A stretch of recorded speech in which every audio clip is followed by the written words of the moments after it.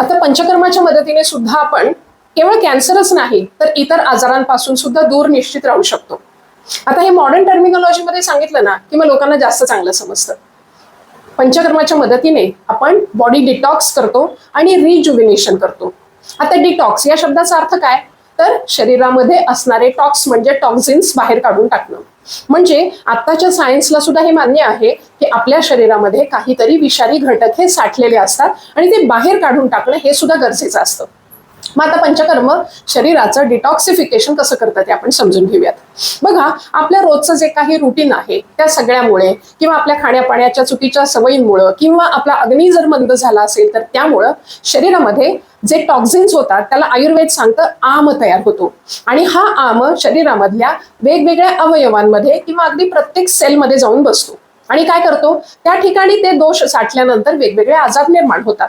मग आता पंचकर्मामध्ये आपण तेल आणि तुपाच्या मदतीने हे सगळ्या त्या सेलपर्यंत तेल तूप जातं आणि पहिलं काम काय करतं, तर त्या प्रत्येक पेशीमध्ये किंवा अवयवामध्ये जे काही दोष साठलेले आहेत ते सगळे गोळा करून आतड्यामध्ये आणतं. आम्ही त्याला कोष्ठगती म्हणतो. आतड्यामध्ये आल्यानंतर आता ते बाहेर काढून टाकायचं पुढचं काम. मग ते कुठून काढून टाकायचं, एक तर तोंडातून काढू शकतो किंवा संडासच्या जागेतून काढू शकतो. मग आता पंचकर्मातलं वमन नावाचं जे कर्म आहे त्यामध्ये आपण उलटी वाटे शरीरातले दोष बाहेर काढतो. तसेच विरेचनामध्ये आपण संडास वाटे दोष बाहेर काढून टाकत असतो. बस्तीमध्ये पण आपण संडासच्या मार्गातून दोष बाहेर काढून टाकत असतो. ही 3 कर्माबरोबरच आपण नाकामध्ये औषध सोडतो, त्याला नस्य म्हणतात. आणि नस्यामध्ये जे काही शिरोभागामध्ये म्हणजे डोक्याच्या भागामध्ये जे काही दोष साठलेले आहेत, मग आता ते वेगवेगळ्या आजारांची नावं मी सांगत बसत नाही, मी फक्त तुम्हाला पंचकर्म कशा पद्धतीने काम करतं हे सांगते. मग तिथे साठलेले दोष निघून जातात आणि रक्तमोक्षणामध्ये रक्तामध्ये जे काही दोष असतात ते बाहेर काढून टाकले जातात. याच्यावरून तुम्हाला समजलं की बॉडीचं डिटॉक्सिफिकेशन झालं. म्हणजे काय झालं, प्रत्येक सेलमधले दोष काढून टाकले.